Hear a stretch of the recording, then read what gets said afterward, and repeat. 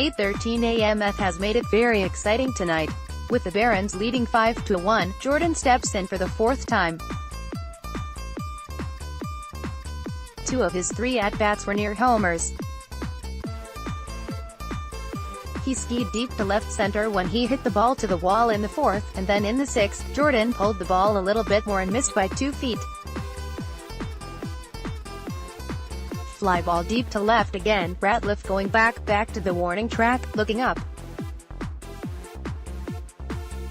It is GON-ZO JORDAN. He's done it. Curt Bloom, Birmingham Barons play-by-play announcer, July 30, 1994. The Barons don't play at Hoover Metropolitan Stadium anymore. But until they moved to Regents Field in downtown Birmingham in 2013, the facilities at the old ballpark south of the city paid homage to some of the greats who had passed through. There was the Rolly Fingers bullpen deck, named for the Hall of Fame reliever who had pitched for the A's farm club there in 1967 and 68, and the Robin Ventura Pavilion, honoring the third baseman who had been a Baron in 1989 before getting called up to the Chicago White Sox, and the Frank Thomas picnic area, dedicated to the Hall of Fame slugger who put a double ahead on Southern League pitchers in 1990. The dining facility, well, that bore the name of a certain .202 hitting right fielder for the 1994 Barons. There was a certain delicious irony to calling it the Michael Jordan Banquet Hall. After all, he started quite a feeding frenzy 25 years ago on the night of April 8 at the Hoover Met when he made his official professional baseball debut. 45, his old Laney, North Carolina, high number, the 31-year-old émigré from basketball drew a crowd of 10,359, as well as 130 members of the media. They watched him fly out in his first at-bat against Chattanooga starter John Courtwright. For the night, and for the record, he went 0 for 3 in a 10-3 loss to the Lookouts. The crowd went home mildly disappointed. He had it all, said Terry Francona of Jordan. Ability, aptitude, work ethic.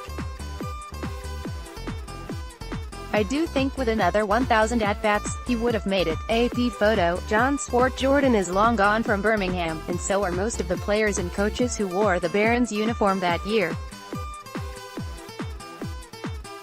The skipper, Terry Francona, is now in his 19th year of managing in the bigs, with Hall of Fame credentials that include the breaking of the Boston Red Sox's 86-year curse in 2004, another World Series trophy 3 years later, and 2 more trips to the Fall Classic with his current team, the Indians. Of the players on that 94 roster, 20 were either coming down from, or going up to the majors. Jordan never made it to the bigs, but at least he could console himself with his and the Chicago Bulls' second NBA three-peat. Nowadays, sports fans look upon his foray into baseball as a whim, and when they look up his numbers and see that he batted .202, they conclude that his baseball career was a bust. Just like that opening night crowd in '94, they walk away from the memory mildly disappointed. They could not be more wrong. I could not have been more wrong. As he reached his 50th birthday, MJ was still looking for one more ass to kick LeBron James or Michael Jordan? You've heard everyone else's take, but let's look back at what the two GOATs have said about each other since they first met back in 2001. On the movie's 30th anniversary, Sam Miller said it for the first time, and noticed 3 things the classic baseball film foretold about the modern game. Just ask Curt Bloom, who's still in Birmingham, calling Barons games for the 27th straight season. Not a day goes by that I don't think about that '94 season, Bloom said. I spent 150 days with Michael Jordan. I played basketball with him. I remember trying to set a pick for him in a pickup game, only to have him tell me, I don't need that. Our daughter Chloe will turn 25 this August. She was born right after Michael rubbed my wife's belly for good luck. I saw him struggle for a few months, but I also saw him become a ball player right before my eyes. He worked his butt off, but he enjoyed himself and bonded with the team. I swear, he was going to the majors, or ask Mike Barnett, who was the batting coach for the Barons that season and is back with Francona as both the Cleveland Indians replay coordinator and an organizational hitting instructor. Michael would go after it 5 times a day, Barnett, aka Barney, said. In the cage before breakfast. Regular batting practice. Soft toss. Game BP. Then, after the game, he was back in the cage. His hands were blistered and bleeding, his intensity was off the charts. Don't look at his batting average. Look at his 51 RBIs, he was never overwhelmed by the moment. He could fly, look at the 30 stolen bases. He hadn't played since high school, and he was holding his own in Double-A, which is filled with prospects. By August, those routine fly balls in BP were starting to go out. I'm not sure I've ever seen something as beautiful on a baseball field as a Michael Jordan stand-up triple. 2 more seasons, he would have been a legitimate extra outfielder for the White Sox, maybe even a starter, and if you don't believe them, ask Tito. He had it all, Francona said one morning during spring training in Goodyear, Arizona. Ability, aptitude, work ethic. He was always so respectful of what we were doing and considerate of his teammates. Granted, he had a lot to learn. I remember once, we were up 11-0 against Chattanooga, and Michael doubles. Then he steals third. I'm pantomiming an apology to Pat Kelly, the other manager, and he's laughing. After Michael comes in, I'm like, what are trying to do, get us killed? And he says, well, in the NBA, when you're up by 20, you try to go up by 30. In the Windy City Classic at Wrigley Field, Jordan singled, doubled and drove in 2 runs to help lift the White Sox to a 4-4, 10-inning tie with the rival Cubs. AP photo, Barry Yarvinen. I do think with another 1,000 at-bats, he would have made it. But there's something else that people miss about that season. Baseball wasn't the only thing he picked up. I truly believe that he rediscovered himself, his joy for competition. We made him want to play basketball again, and he made me a better manager. Stat lines can tell you a lot. But in the case of Michael Jordan's 1994 entry, it doesn't say anything about the nice bus he got for the Barons, the Yahtzee and Spades games, the ping-pong battles and English lessons with catcher Rogelio Nunez, the homage to the Birmingham Black Barons, the night Charles Barkley took over the clubhouse, the thousands of baseballs he signed, the hundreds he hit out of the park in BP, or the epic 4-on-4 pickup game at Rhyme Village, the players' apartment complex in Hoover. The standings that year also leave out a lot. They don't tell you that the '94 Barons had a miraculous season. After all, how many last-place Southern League teams can claim they're responsible for winning 2 World Series and 3 NBA titles? The narrative of Michael Jordan's brush with baseball has never quite jived with the reality, which is a little surprising given his visibility as the greatest of all time. There was always an inscrutable quality about him. He was both above the rim and down to earth, but that doesn't fully explain how we messed up. When he announced his retirement from the Chicago Bulls on October 6, 1993, he was still in mourning over the murder of his 56-year-old father, James Jordan. So when Michael called another news conference on February 7, 1994 to announce his intentions of going to spring training with the White Sox, a team that happened to be owned by Bulls owner Jerry Reinsdorf, people jumped to all sorts of conclusions. The decision, many felt, was a tribute to his father, who loved baseball and thought his son could follow in the footsteps of 2 sports stars Deion Sanders and Bo Jackson. Or, for the suspicious, it was a way to play and lay low while waiting to get clearance from the NBA after a gambling red flag. Or, for the cynical, it was a vanity project that could sell a whole new line of Jordan merchandise. In reality, Jordan had started to think about giving up basketball for baseball even before the summer of 1992's Dream Team. He was tired of the basketball grind and all their great expectations, and he wanted to see if he could still play baseball, like his father told him he could. Hey, Mr. Basketball was once North Carolina's Mr. Baseball, as chosen by the Dixie Youth Association. Never mind that he was 12 at the time, he worked his butt off but he enjoyed himself and bonded with the team, said Curt Bloom, who has called Barons games for 27 seasons, of Jordan, center. I swear, he was going to the majors, focus on sport, Getty Images. But baseball is hard, and it was made even harder for Jordan by the winds of skepticism. That spring in Sarasota, as fans flocked to see him in a baseball uniform, trigger-happy judges rendered their verdicts. Seasoned ball players, journalists and traditionalists curled their lips. I was one of the doubters. I wrote a cover story for Sports Illustrated, Air Jordan, that mocked his swing, questioned the sanity of the White Sox and ended with, "Somewhere men are laughing." The SI editors upped the ante with a cover billing that read, "Bag it, Michael, Jordan and the White Sox are embarrassing baseball." The only saving grace of the story was that it noted that he was working really hard. For most of that spring, his batting tutor was Walt Graniak, whose hit-to-all-fields philosophy worked well with some, but not all players.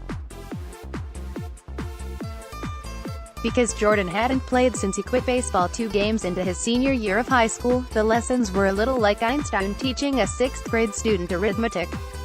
On March 31, Jordan was assigned to AA Birmingham, a pretty heady stop given his inexperience. They started lining up right away, Barons fans wanting to buy tickets, reporters wanting a word with Tito. But the season was still a week away, so Mike Barnett went to work. Walt was a great batting coach, Barnett said now, at the Indian Spring Complex. But his school of hitting wasn't quite right for Michael.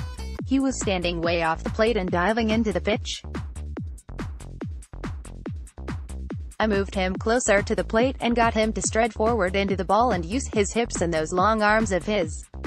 I figured the pitchers were going to challenge him to hit their fastballs. Jordan also got a quick lesson in minor league life from Francona. He wanted to know if we flew between cities. I had to tell him that we rode buses. Birmingham to Orlando, 12 hours. Jordan did get one last look at the big leagues in the April 7 Windy City Classic between the White Sox and the Cubs at Wrigley Field. The batting lesson seemed to be paying off. He went 2 for 5 as the crosstown rivals played to a 4-4, 10-inning tie. He went hitless in his first 2 official games, but got 2 hits against Knoxville in his third. By the end of the opening 6-game homestand, he was batting .250. He had also been working behind the scenes with the Thresher Brothers Transportation Company to get the Barons an upgrade from the old Trailways bus they had used the previous year. Said Francona, "Michael had asked me, what if I get us a bus? I don't want to get fired." I got permission, and the next day, 4 new buses showed up in our parking lot. The first one must have been a bus for a rock group, really nice for Michael and me and the coaches, but no room for the other players. We ended up choosing a really nice bus that could have been for the Partridge family. Michael autographed the outside, and the Jordan Cruiser was born. So while it's true that Jordan did get them the bus, contrary to popular legend, he did not buy it. The Thresher brothers got what they were looking for, publicity. As for the players, I wanted to kiss it, said Kenny Coleman, a utility infielder on the team. Our old bus had no temperature control. It was either too hot or too cold. The new one felt like a spaceship. Jordan went hitless in his first 2 official games, but the game log of his first month of pro baseball shows he had a 13-game hitting streak. Jason Lowenthal on that first road trip, Jordan took off like a spaceship. He went on a 13-game hitting streak that left him with a .327 batting average. He looked like GOAT 2.0. But, as Barnett said, it was bound to end. I kept waiting for the pitchers to stop challenging him with fastballs and start throwing him breaking balls, and by the end of April, they were. It was around this time that a freelance writer from Portland, Oregon, named Jim Patton showed up to do a book on Jordan's first season.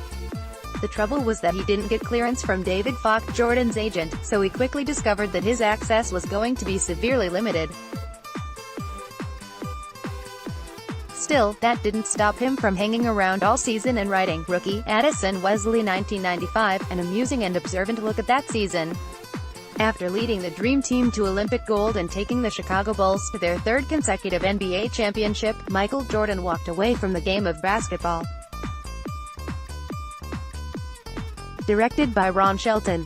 Watch on ESPN. It didn't sell at all, Patton said during a telephone call from Italy, where he's working on a book about sex trafficking. A lot of the reviewers were like, "It's no good because Patton didn't have access, but that was sort of the point. Anyway, I did get one rave review." The reviewer called it smart, funny and totally ignored. In the book, the reader meets the Barons' dog mascot, Babe Ruth, and hears Serious by the Alan Parsons Project, the Bulls theme song and Jordan's walk-up music. Patton's description of the time Jordan lost his bejeweled necklace in right field, necessitating a search party every half inning, is a study in irony, ending with its discovery and the biggest ovation of the night. Although Jordan refused to sit down with him, Patton was there when he gave a revealing post-game news conference in Orlando, the night after the Bulls were eliminated from the playoffs. Asked how he was fitting in, given the age difference between himself and his teammates, he said, "I feel older than these guys in a sense, like their big brother, and I try to tell him what's right and wrong in certain situations, like dealing with the press. In other ways, I feel like their little brother, they're teaching me to play the game of baseball. In terms of who I hang out with everybody. It's immeasurable and overlooked, but the ability to get along is an essential tool in baseball, especially given the long and arduous schedule. And Jordan had that knack. He was great with everyone," said Coleman, who's now a senior executive with the Southern Company utility. "We had this ping-pong table in the clubhouse, and the best player was Rogelio Nunez, our Dominican catcher. He and Jordan would go at it all the time, but almost every day, Michael would often give him a different English word to learn, and $100 for each word he did. By the end of the season, Nunny's English was much better, he was richer, and Jordan was beating him in ping-pong, because I played basketball at the University of New Haven. I loved getting on the court with Jordan," Coleman said. But it wasn't just the play that bonded him to us. When he needed baseball advice, he leaned on us. Carrie Valerie basically taught him how to play the outfield. We saw how good he could be, and we became invested in making him better. Michael would go after it 5 times a day," said Mike Barnett, then batting coach for the Barons. "His hands were blistered and bleeding, his intensity was off the charts. He hadn't played since high school, and he was holding his own in Double-A." Rob Tringali, Sportscrom, Newscom. Jordan also hung out with the coaches a lot. There was the age factor, of course, and the shared life experiences, but there was also Yahtzee, the dice game that Francona taught him back on the first road trip. "We played it all the time," Francona said. "This still makes me laugh. One night, he's in the office after a game in which we got only 4 hits, and I look at the box score while we're playing Yahtzee and see that he had 2 of them. I say, 'Michael, you were half our offense tonight,' and without missing a beat, he says, 'Not the first time in my life that's happened.'" Jordan would occasionally deign to play hoops with the mortals. "I can safely tell you this now," Francona said, "but if I told you back in '94, I might have gotten fired." We had just come back to Birmingham after a Sunday morning game in Huntsville, a 5-4 win on May 22, in which Michael went 0 for 5. We decided to play a 4-on-4 game at Rhyme Village, where a lot of the players stayed. The 3 coaches plus Michael versus 4 of our better basketball players. Scott Tedder, a 6'4" outfielder who was the all-time leading scorer as a shooting guard at Ohio Wesleyan, was one of the players. "Let's see," he said from his office at Hibbett Sports in Birmingham, where he's a real estate manager. "It was me, our catcher Chris Tremmy, outfielder Kevin Coughlin and pitcher Brian Givens, who was like 6-6. The game was to 16, win by 2. 1 point for a basket, 2 points for a 3. Nobody was watching us at the start of the game," Barnett said, "but by the end, there were hundreds of people ringing the court." This was back in the day before cell phones. Tedder said, "Word traveled fast. Me and Barney were just along for the ride," said Kirk Champion, who was the pitching coach and still works in the White Sox organization. "Once you gave the ball to either Tito or Michael, you weren't going to see it again." Scott was a really good shooter, Barnett said. "I hit maybe 4 threes," said Tedder, who's now in the Ohio Basketball Hall of Fame. but you could tell Michael was holding back. When we get up 15-11, one more basket to win, Michael says to me, kind of matter of fact, kid, you're not going to score anymore. The next thing we know, we've lost 17-15, and the coaches are celebrating. That affair earlier that day had dropped Michael's average to .221. His batting average for May was just .165. While he couldn't hit curveballs, he did get a chance to hit golf balls with two of the best and one of the worst. The day after his average dropped below the Mendoza line, .200, for the first time, Jordan played in a charity tournament in Birmingham along with Lee Trevino, Arnold Palmer and Barkley. Later that night, Barkley and Bills linebacker, and Birmingham native Cornelius Bennett enlivened the Barons clubhouse, after a 4-1 defeat. To honor former Black Baron Satchel Paige and Willie Mays, and maybe change his look, Jordan began wearing his pants high in the style of the Negro Leagues. That didn't help his average, but Barnett assured a reporter that his average has gone down, but he's actually a better hitter than he was during his 13-game hitting streak. In his 354th at-bat, Jordan hit his first home run. A record crowd of 13,751 saw the ball sail over the wall in left field at Hoover Metropolitan Stadium. Unknown looking back 25 years, Barnett sees the challenge for Jordan as twofold. Before you can hit breaking balls, you have to recognize them, and that takes time and experience, he said. But even then, after you have the epiphany, you have to learn how to act on it, how to pounce on the hangers. He was getting to that stage, as best as they could. The coaches tried to keep Jordan's spirits up. They pointed out that every aspect of his game was getting better, said Barnett. On a scale of 20 to 80, his throwing arm went from 20 in spring training to 50 by August. But there was no doubt that he was getting down on himself, especially after his average dropped to .186 on July 29. That's why that first home run was so important. It came on Saturday, July 30th on his 354th at-bat of the season, in front of the Barons' largest crowd, 13,751, since the Hoover Met opened in 1988. With the Barons leading the Carolina Mudcats 5-1 in the bottom of the 8th, Jordan hit a 2-0 fastball from Kevin Reichel over the left center field fence. He slowly circled the bases and then was mobbed at home plate as he pointed skyward, mindful that he had just given his father, born on July 31st, an early 58th birthday present. It still makes me emotional because I wish he was here to see it, Jordan told reporters afterward. But I know he said it. What a moment, Bloom said. It still gives me chills. Yes, I've been hoping I could use my Gonzo home run call for Michael before the end of the season, but I was mostly happy for him because I know how hard he had worked to earn it. The first two Barons to congratulate Jordan were the batters coming up behind him in the order, Troy Fryman and Kenny Coleman. I'm the little one, Coleman said. Number 25. It was like watching history. It felt like a scene from The Natural. I kept expecting the light tower to explode. For the record, the ball was retrieved from beyond the fence by two young fans, Eugene Stansel and Nick Parker, who returned it to Jordan in exchange for two autographed baseballs. Two autographed baseballs are also what Knoxville Smokies pitcher Jeff Ware got the day after he gave up Jordan's second homer on August 8, a 3-run blast that helped the Barons to an 8-6 victory at the Hoover Met. As Ware described it for Rob Nair in his oral history of the season for Complex 2 years ago, I talked to Jordan the next day in the outfield. He was great, seemed like just another guy on the baseball team. I got 2 baseballs signed, which I still have that August. During the Major League Baseball strike, I took a trip to Birmingham to see for myself. Jordan was still well below the Mendoza line, but as I watched him hit rope after rope in a darkened cage at the Hoover Met, I realized I had been wrong. He had a big league swing with bat speed, and he was working his butt off with Barnett.